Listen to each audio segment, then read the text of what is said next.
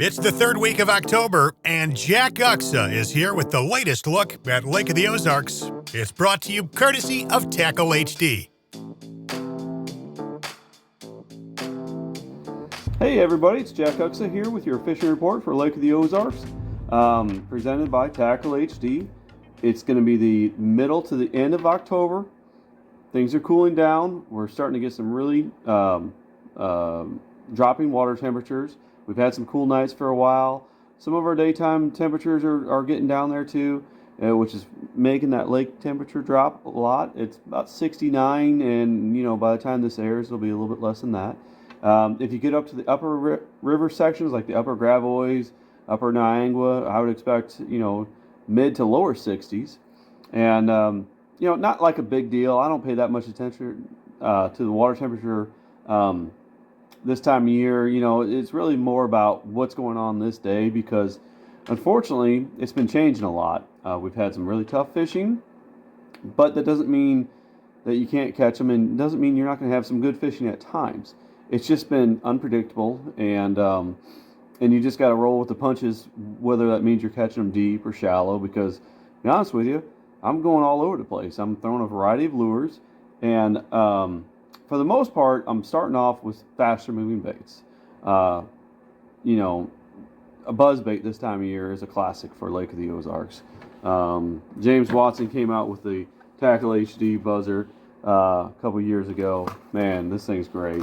When you first get out there in the morning and you're looking for a good bite, you got to cover a little bit of ground. You got to fish around the docks. You got to skip your bait underneath the docks. Under the cables, over the cables, underneath the catwalks. This bait is a great bait for that. You got to be a little rough with them.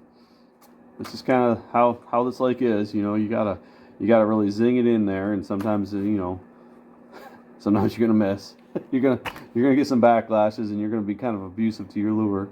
But you got to get it in there. That's where the big ones like to hide out. Buzzbait's great way to start off the day. It's fun. It's exciting. You're getting some good strikes with it, and it's probably one of the better ways to catch a big one. A lot of the day, that works good for the first couple hours of the day, it seems like, and sometimes you can just keep it going all day.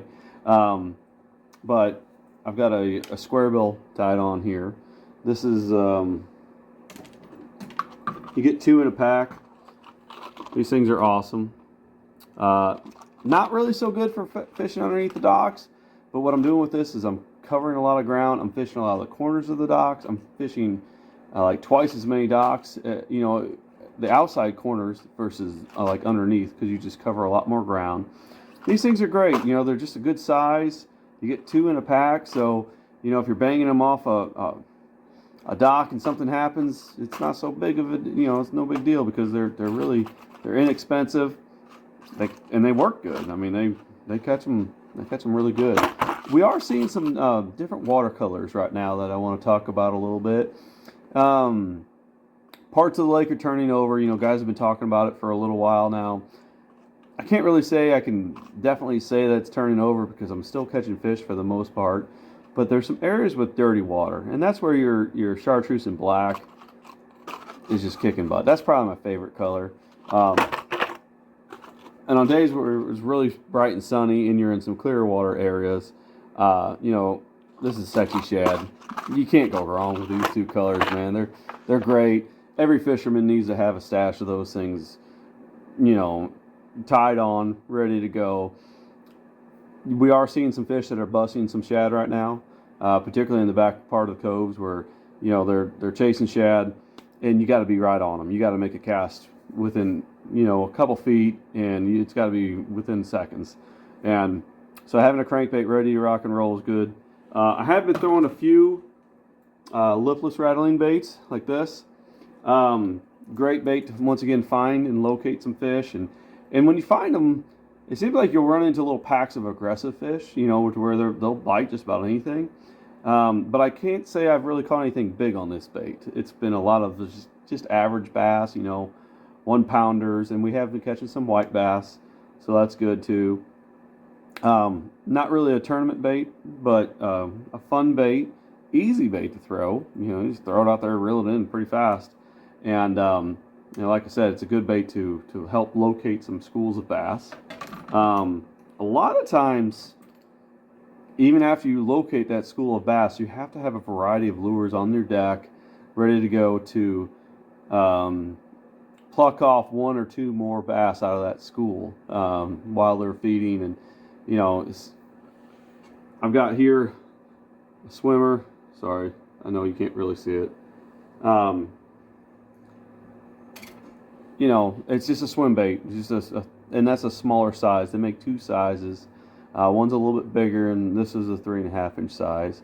And kind of I'm not sure what the color is, but it's one of the crystal shad colors. It's just a real natural color. That's a bait that's a little bit slower. It'll catch them, and it's a good mop-up bait. Something that you can throw in there after you've already thrown a variety of other lures. Because I'm throwing the whole kitchen sink at them. In the back of the coves, especially when you got some dirty water, I'm throwing this. This is a great bait. Hopefully you guys already are familiar with this. This is the Ozark flash spinner bait, where one side is painted white with the blades, and then you flip it over and this is gold. And this is chartreuse, everybody's favorite, and then the other side has got that flash to it. And you can see this one has been used. It's a good one, but it's got a great hook on it. It's another bait that you got to have tied on right now, because there's some days where they like a spinner bait over a crankbait. Most days they've been liking a crankbait over a spinner bait, but you just never really know. And sometimes you'll just have that one bass that'll be in the mood for this thing versus that thing. I've got some jerk baits here. There's nothing wrong with these things. These have been catching a few fish. They haven't been big players for me, but guess what? We're going to be talking about November here pretty darn soon. And as you get into later November and December, you've got to have your jerk baits ready to go. They're awesome. They're great bait fish imitators. Topwaters. I haven't talked about actual hard bait topwaters yet. This is a great one. This is called a Cane Walker. It's from Berkeley. That's a great killer bait. Choppos. You gotta have a little stash of Choppos ready to rock and roll. I do want to talk a little bit about some deeper diving crankbaits too. These are some Tackle HD, what they call crankheads. Very popular profile that's been, winning a lot of tournaments here at Lake of the Ozarks and other Ozark area lakes for several years. Once again, they come in a 2-pack. They get down, I think, about 12 feet. They really get down there pretty good. Sometimes if you just can't get them shallow, you got to go down a little bit deeper. And there's still some fish on the main lake bluff ends, main lake bluffs.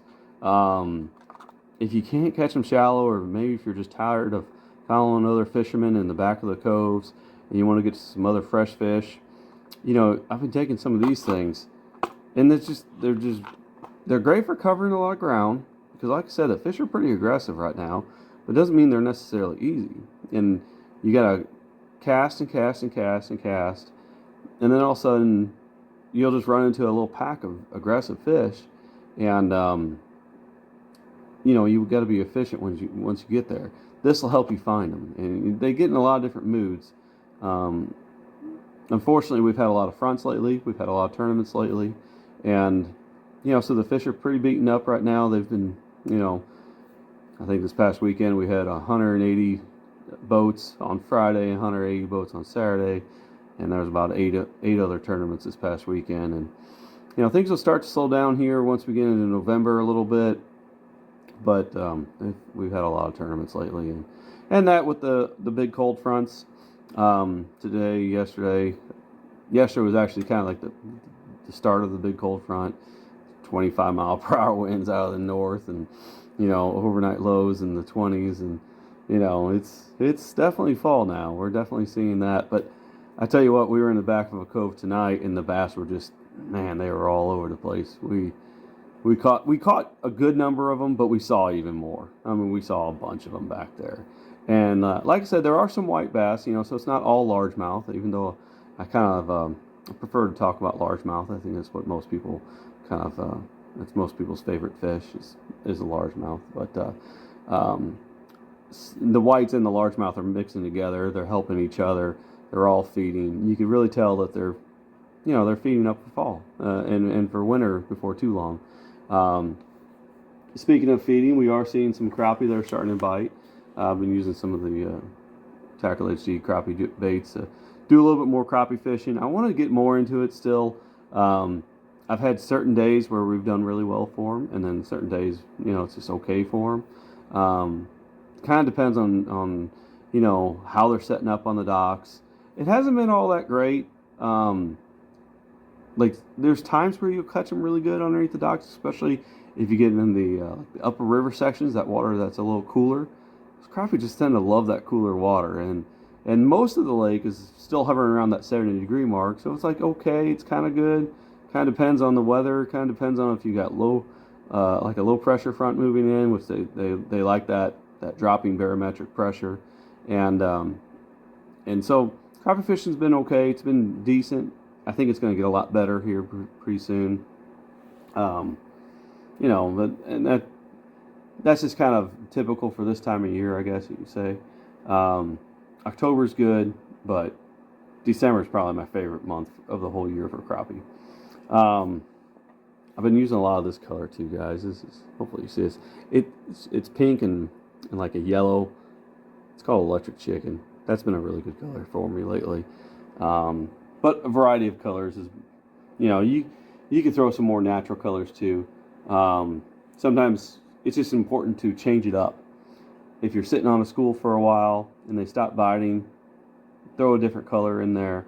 Put a Berkeley crappie nibble on there to make it smell really good to the fish. Something about that thing that they just love. It's kind of an addition I put on my crappie jigs. I don't really leave home without it. Speaking of stuff I don't leave home without, I always got some super glue on board. This helps you be more efficient, not just with your crappie jigs, but man, I use it for all kinds of baits when we're largemouth bass fishing.